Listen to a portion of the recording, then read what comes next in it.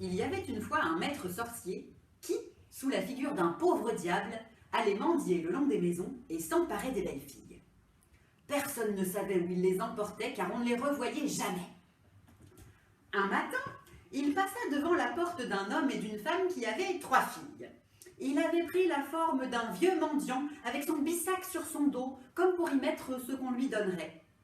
Il frappa à la porte et demanda un peu à manger. L'aînée des 3 filles sortit et lui apporta un morceau de pain. Il ne fit que la toucher et soudain elle sauta dans le bissac. Aussitôt, il s'en fut à grands pas à travers un bois épais, jusqu'à sa maison qui était magnifique. Là, il lui donna tout ce qu'elle souhaitait et lui dit « Tu seras bien chez moi car tu auras tout ce que ton cœur désire. » Cela dura 2 jours, au bout desquels il lui dit « Je dois m'absenter et te laisser seule pour un peu de temps. Voici les clés de la maison. Tu peux aller partout et tout voir, excepté une chambre. Couvre cette petite clé. Celle-là, je te l'interdis sous peine de mort. » Il lui donna aussi un œuf en lui disant « Garde-le avec soin et porte-le toujours sur toi, car s'il était perdu, il t'arriverait un grand malheur. » La jeune fille prit l'œuf et les clés et promit au maître sorcier de lui obéir exactement. Mais quand il fut parti, elle explora toute la maison de haut en bas, puis alla à la porte défendue et l'ouvrit. Là, quelle ne fut pas sa terreur! Au milieu de la chambre, il y avait un vaste bassin plein de sang, où nageaient des morceaux de cadavres humains. Elle eut si grand peur qu'elle lâcha l'œuf qui tomba dans le bassin.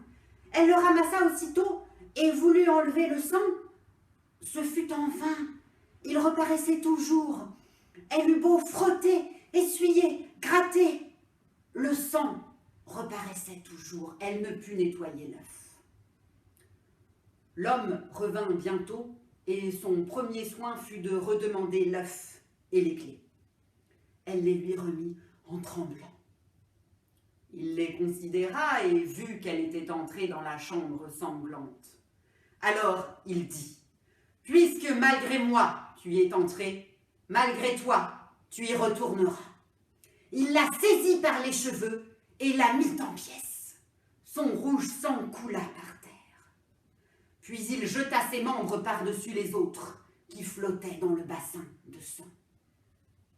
Puis il se dit « Maintenant, je vais chercher la seconde fille. » Il retourna à la maison. Comme la première fois, il demanda quelque chose à manger. La seconde fille sortit, lui portant un morceau de pain. Il s'empara d'elle comme de la première, rien qu'en la touchant, et l'emporta chez lui. Il arriva à la seconde fille comme à sa sœur. Une fois le maître sorcier parti, elle explora la maison, puis alla à la chambre défendue et l'ouvrit. Elle le paya de sa vie. Le maître sorcier se dit ensuite « Maintenant, je vais chercher la troisième fille. » Et il retourna à la maison. Mais celle-ci était fine et adroite.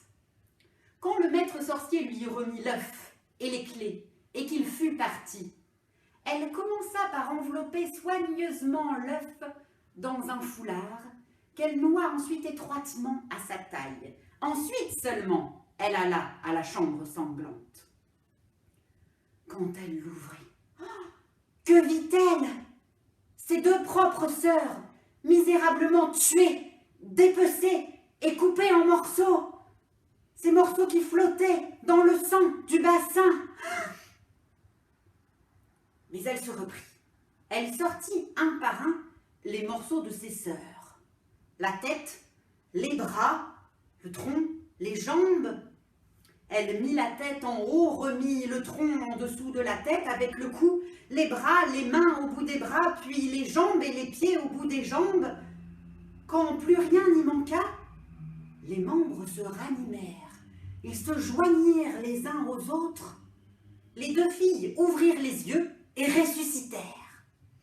Ce fut une joie et des embrassades sans pareil. Bientôt, l'homme rentra de son voyage. Il redemanda l'œuf et les clés, les considéra, mais comme il n'y put voir nulle trace de sang, il dit « Tu as subi l'épreuve, tu seras donc ma femme, et tu auras de moi tout ce que tu voudras. » « Très bien, dit la troisième fille.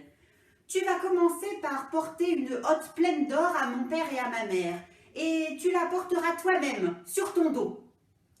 Pendant ce temps-là, je ferai les préparatifs de la noce. » Elle courut ensuite à ses sœurs qu'elle avait cachées dans une chambre et leur dit « Voici le moment où je puis vous sauver, et c'est le maître sorcier lui-même qui vous portera chez nous.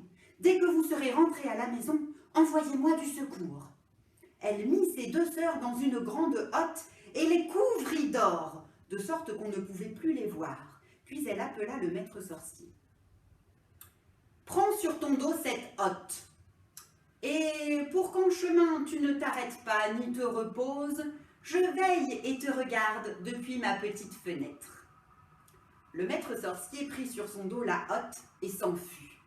Mais la hotte était lourde. Bientôt, la sueur lui dégoulinait sur les joues. Il s'arrêta pour se reposer un peu. Aussitôt, une petite voix dans la hotte retentit. « De ma petite fenêtre, je vois que tu t'arrêtes. Veux-tu bien marcher tout de suite ?» Il crut que c'était sa future qui le voyait du haut de la fenêtre et se remit vite en chemin.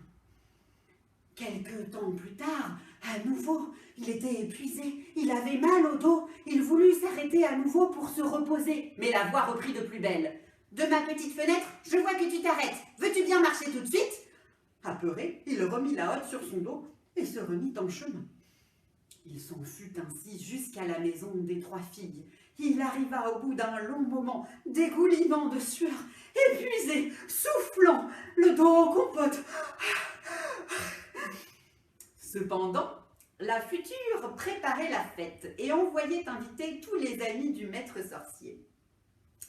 Elle prit ensuite une tête de mort aux dents grimaçantes, y ajusta une magnifique parure, une couronne de fleurs, monta en haut de la maison et posa la tête de mort sur la fenêtre, comme si elle regardait au dehors. Quand tout fut prêt, elle plongea dans un tonneau de miel, puis fendit un lit de plumes en deux et s'y roula, si bien qu'elle ressemblait à un oiseau merveilleux et que personne ne pouvait la reconnaître. Elle se mit devant la maison et vit venir les invités du maître sorcier. Ils lui demandèrent « Oiselle emplumée, d'où viens-tu » Elle répondit « Je viens du château de la Plume. »« Et que fait la jeune future ?»« Elle est en haut de la maison, qui vous regarde par la fenêtre. » Bientôt arriva le maître sorcier qui revenait lentement.